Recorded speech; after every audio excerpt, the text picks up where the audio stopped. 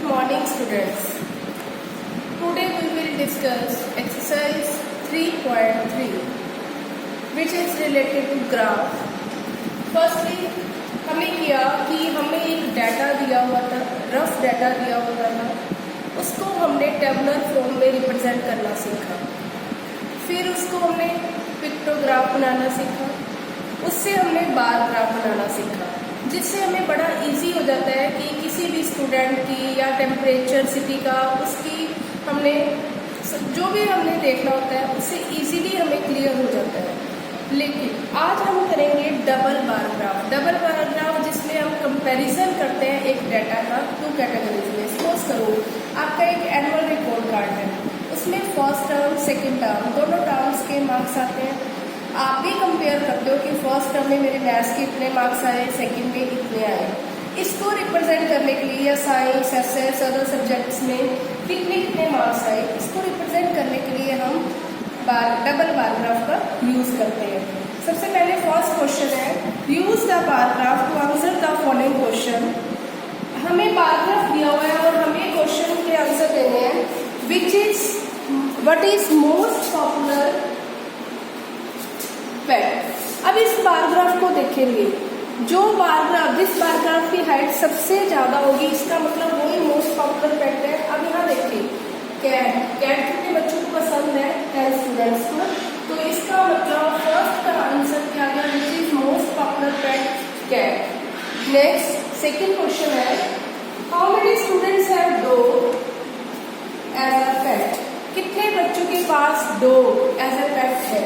अब इस bar graph को देखें और हम देखेंगे कि 8 स्टूडेंट्स को डॉग एज अ पेट जो है वो पसंद है. ठीक है. इसके बाद सेकेंड क्वेश्चन है, read the paragraph which shows the number of books sold by a book store during 5 consecutive years. ये देखो बेटे एक पैराग्राफ दिया हुआ है, इसमें हमें शो किया गया है कि लगातार कंसेक्यूटिव ईयर्स का मतलब लगातार 5 सालों में एक बुक सेलर ने, जैसे 1989, 1990, 1991, 92, 93, लगातार 5 सालों में एक बुक सेलर ने कितनी बुक सेल की, इस पैराग्राफ से हमें पता चल रहा है. अब हमने आंसर देने हैं. फर्स्ट क्वेश्चन है, about how many books were sold in 1989, कि 1989 में कितने बुक्स सेल हुई. इस पैराग्राफ को रीड करके हम देखेंगे. इसको हम वाई एक्सिस की तरफ लेकर गए. अब यहाँ देखो हाफ से ज़्यादा है लेकिन 200 के नियरेस्ट है, तो हम सपोज कर लेंगे 1989 में 175 बुक्स, अप्रोक्सीमेटली 175 लिखो या 180 लिखो, कोई फर्क नहीं पड़ेगा कि अप्रोक्सीमेटली, क्योंकि हमने वर्ड लिखा है अप्रोक्सीमेटली 1989 में 175 बुक्स सेल हुई. सेकंड है 1990 में, इन 1990. हम 1990 का ग्राफ देखें, ये भी इसको हम लेके आएंगे इधर वाई एक्सिस की तरफ, तो हाफ से ज़्यादा लेकिन 500 से कम है, तो यहाँ हम क्या लिखेंगे, नियरेस्ट 475 बुक्स.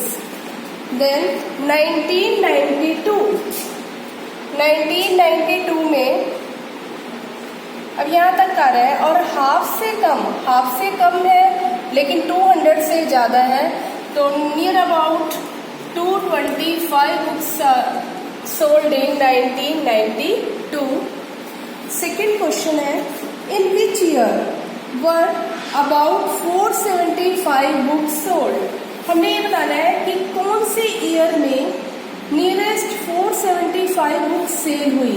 अभी हमने इस क्वेश्चन का आंसर दिया था कि 1990 में नियरेस्ट 475 बुक्स सेल हुई, तो सेकेंड क्वेश्चन का आंसर क्या आएगा, इन 1990. नेक्स्ट, अबाउट 225 बुक्स सोल्ड, और 225 बुक्स कौन सी ईयर में सेल हुई, इन 1992.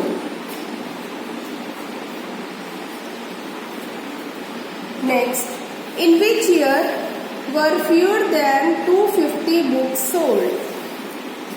इस क्वेश्चन का मतलब क्या है कि अब हमने ये बताना है कि कौन कौन से ईयर में 250 से कम बुक्स सेल हुई। अब पैराग्राफ को देखेंगे, 250 से कम, एक तो ये ग्राफ रिप्रेजेंट कर रहा है 250 से कम बुक्स सेल, और एक ये 1992 ईयर में। तो हम लिखेंगे इन 1989 एंड 1992, 1989 और 1992 में 250 से कम बुक्स सेल हुई। Fourth, can you explain how would you estimate the number of books sold इन 1989? कि क्या आप एक्सप्लेन कर सकते हो कि 1989 में एस्टिमेट नंबर ऑफ बुक्स कितनी सेल हुई? यस, वी कैन एक्सप्लेन, क्योंकि जब हम ग्राफ को देखते हैं तो more than half but less than 200 है, तो इसका मतलब नियर अबाउट 150 और 200 बुक्स के बीच में यहाँ पे सेल हुई। तो ये आप लिखिएगा, ठीक है। Next question, question number 3, number of children in 6 different classes are given below. हमें 6 डिफरेंट क्लासेस के बच्चे दिए हुए हैं।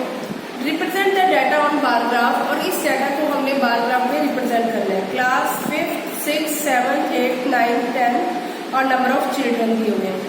How do you choose the scale? पहले तो देखो,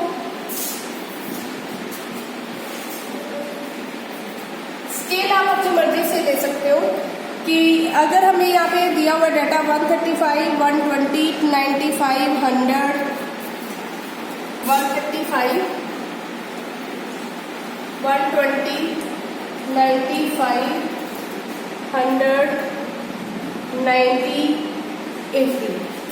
अगर हम डाटा स्केल बहुत बड़ा ले लेते हैं, इसको करो 50, 100 और 150 इस तरह से ले लेते हो, तो हमें ग्राफ पे क्लियरली रिप्रेजेंट करना थोड़ा सा मुश्किल होगा और उससे जो है इंफॉर्मेशन क्लियर भी नहीं मिलेगी। क्योंकि ये सब अगर हम 10 का स्केल ले लें तो इसको इजीली रिप्रेजेंट किया जा सकता है।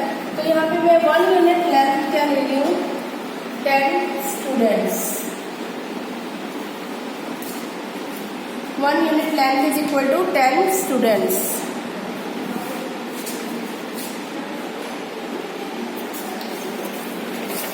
अब ग्राफ बनाना है हमने इसका।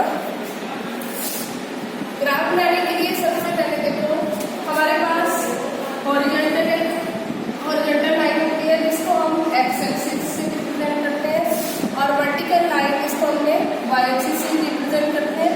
और दोनों जहाँ पे एक्स एक्सिस और वाई एक्सिस मीट करते हैं, that is origin.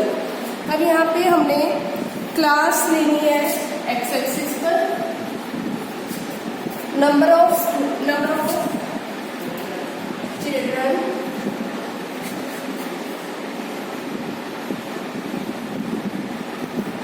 y axis पर,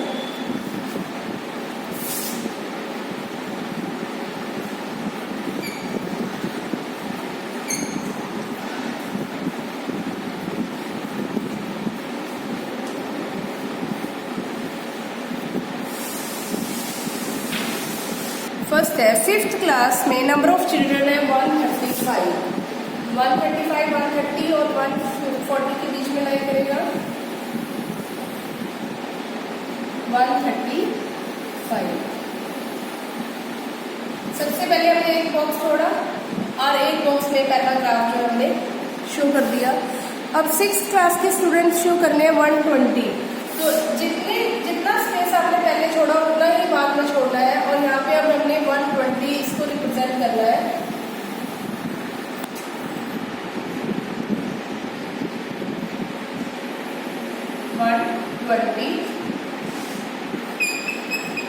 फिर 7th क्लास के स्टूडेंट्स हैं 95, 90 और 100 के बीच में 95।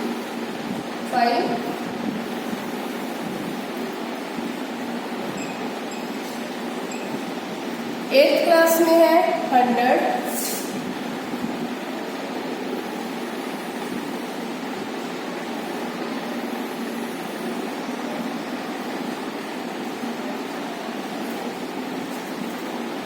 9th 90,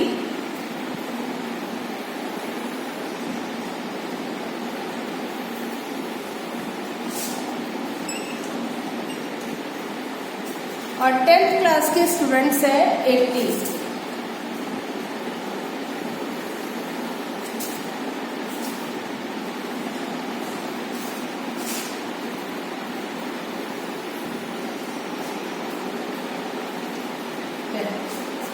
ठीक है, ये हमने ग्राफ में रिप्रेजेंट कर दिया। अब answer the following questions. Which class has maximum number of children and the minimum. इस ग्राफ को देखो और किस क्लास में मैक्सिमम नंबर ऑफ चिल्ड्रन है, तो आप देखोगे कि 5th क्लास में जो मैक्सिमम नंबर ऑफ चिल्ड्रन है, maximum children in 5th class और मिनिमम सबसे कम कौन सी क्लास में है, 10th क्लास में। Minimum number of children are in 10th class. Second question है find the ratio of students of class 6 to class 8। अब 6th class के स्टूडेंट्स कितने थे, 120। 8th क्लास के स्टूडेंट्स कितने हैं, 8th क्लास 100।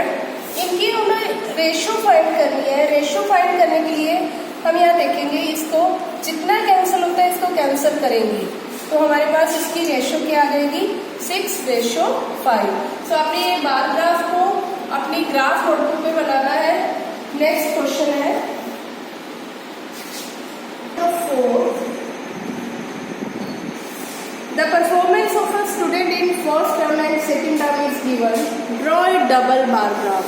हमें एक स्टूडेंट की परफॉर्मेंस फर्स्ट टर्म और सेकेंड टर्म की दी हुई है, इसको हमने डबल बार ग्राफ में रिप्रेजेंट करना है। तो अब यहाँ देखो, सबसे पहले हमें स्केल चूज करना है। Scale 1 unit length is equal to 10 marks. मैंने यह स्केल 10 मार्क्स लिया है 1 यूनिट लेंथ को। अब डबल बार ग्राफ बनाने के लिए सबसे पहले हमने 1 यूनिट लेंथ छोड़ी, ठीक है। उसके बाद ये इस तरह से आपके पास ग्राफ के बॉक्सेस होंगे। अब यहाँ पे क्योंकि हमने फर्स्ट टर्म और सेकेंड टर्म दोनों को इकट्ठा रिप्रेजेंट करना है, तो एक बॉक्स के 2 पार्ट्स कर लेंगे हम। 2 पार्ट्स में इसको डिवाइड कर लेंगे। जैसे फर्स्ट टर्म में उसके इंग्लिश के मार्क्स है 67, यहाँ 65 हाफ हो गया, अब 66, 67, तो इसको हम रिप्रेजेंट करेंगे।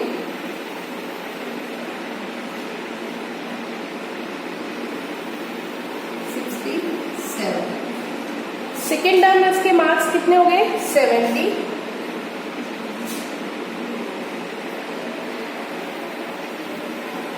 और ये किस सब्जेक्ट के हैं, इंग्लिश।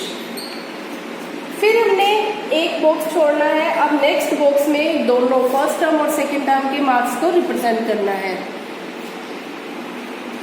अब फर्स्ट टर्म करो, और अब यहाँ देखें कि फर्स्ट टर्म और सेकेंड टर्म दोनों सेम लग रहे हैं। इसमें हमें क्या पता चलेगा कि फर्स्ट टर्म किसको रिप्रेजेंट कर रही है और सेकेंड टर्म के मार्क्स को कौन रिप्रेजेंट कर रहा है। तो इसके लिए हम यहाँ पे पहले लिख देंगे कि that represent first term marks, और किसी भी एक को शेड कर दो, यहाँ पे लिख देंगे सेकेंड टर्म मार्क्स।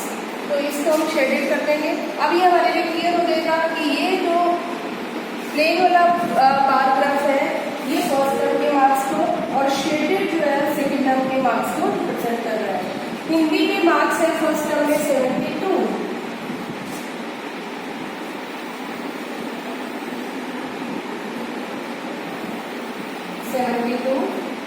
और सेकेंड टर्म में मार्क्स हुए 65। सेकेंड टर्म के बाद इसको हम शेयर कर देंगे हिंदी। नेक्स्ट है 88,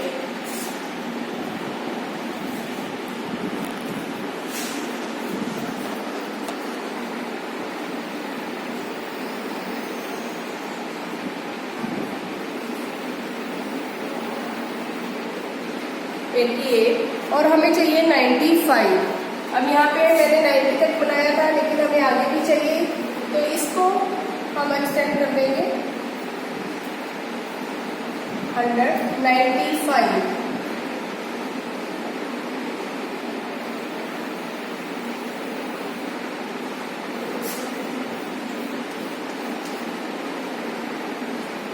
मैथ्स।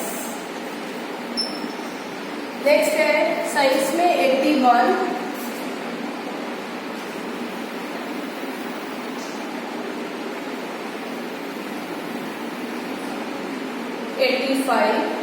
Second term,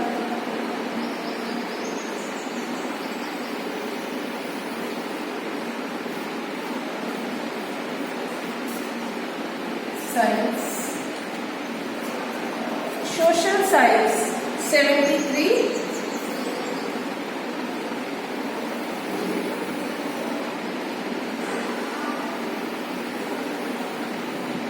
and 75।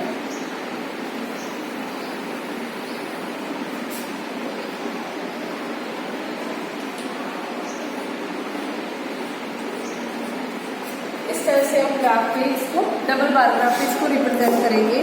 अब इसके क्वेश्चन है, in which subject has a child improved his performance the most.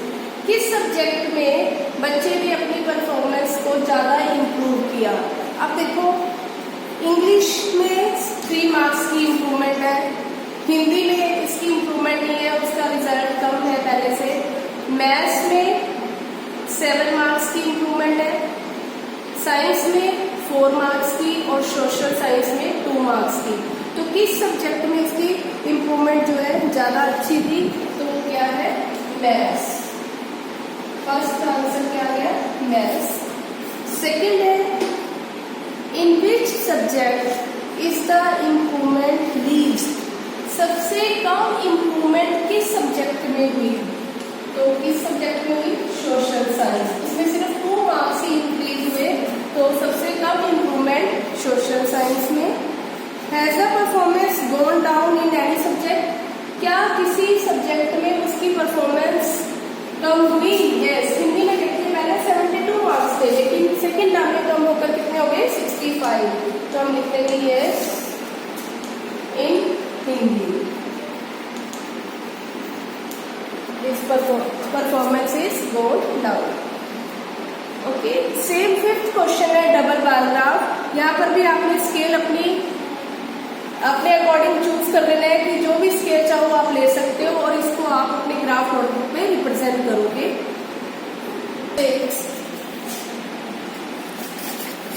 Take the data giving the maximum and minimum temperature of various cities given in the beginning of the chapter. ये आपके page number 57 पे ये table दिया हुआ है, जिसमें हमें data दिया हुआ है कि अलग अलग सिटी का मैक्सिमम और मिनिमम टेम्परेचर क्या था। Plot A double bar graph using the data. इस डाटा को यूज करके हमने डबल बार ग्राफ बनाना है, ये आप अपने आप ट्राई करोगे। इसके क्वेश्चंस हैं, Which city has the largest difference in minimum and maximum temperature on the given date?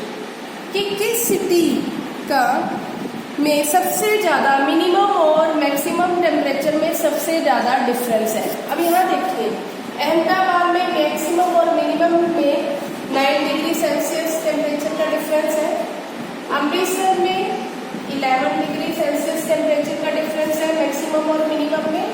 Bangalore में 7 डिग्री सेल्सियस का, चेन्नई में 9 डिग्री सेल्सियस का डिफरेंस है, दिल्ली में 10 डिग्री सेल्सियस, जयपुर में भी 10 डिग्री सेल्सियस और जम्मू में 15 डिग्री सेल्सियस टेम्परेचर का डिफरेंस है। मुंबई में ये डिफरेंस 5 डिग्री सेल्सियस है। तो सबसे ज़्यादा मैक्सिमम और मिनिमम टेम्परेचर में डिफरेंस कौन सी सिटी में है, तो फर्स्ट का आंसर क्या आएगा, जम्मू, क्योंकि जम्मू में 15 डिग्री सेल्सियस टेम्परेचर का डिफरेंस है। Second question, which is the hottest city. जिस सिटी का टेम्परेचर मैक्सिमम होगा that is the hottest city. अब यहाँ देखो, मैक्सिमम टेम्परेचर किस सिटी का है, जम्मू का। और which is the coldest city, जिस सिटी का मिनिमम टेम्परेचर सबसे कम होगा कोल्डेस्ट सिटी, सबसे कम टेम्परेचर 21 डिग्री है, दैट इज बेंगलोर। तो हॉटेस्ट सिटी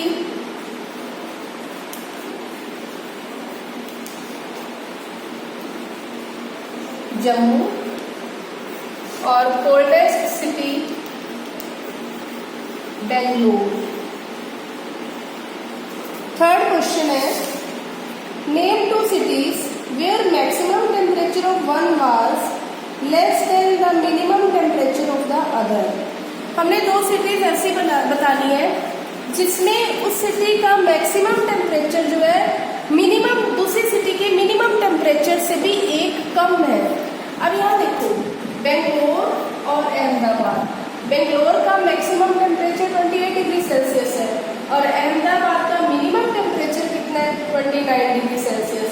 इनमें 1 डिग्री सेल्सियस का डिफरेंस है। सेम बेंगलोर और Jaipur.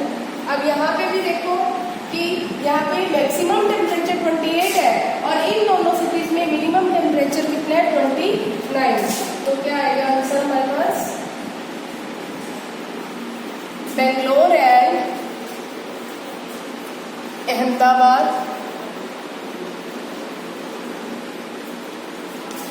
Bangalore and Jaipur. Next question है, name the city which has the least difference between its minimum and maximum temperature. सबसे पहले क्वेश्चन ये हमने पूछा था कि लार्जेस्ट डिफरेंस कितना है। अब सब उसने पूछा है कि मैक्सिमम और मिनिमम टेम्परेचर में सबसे कम डिफरेंस किस सिटी का है। यहाँ पे हमने डिफरेंसेस निकाले थे, तो सबसे कम डिफरेंस जो है मैक्सिमम और मिनिमम टेम्परेचर जो है मुंबई में है। तो यहाँ पे आंसर क्या आएगा इसका, मुंबई।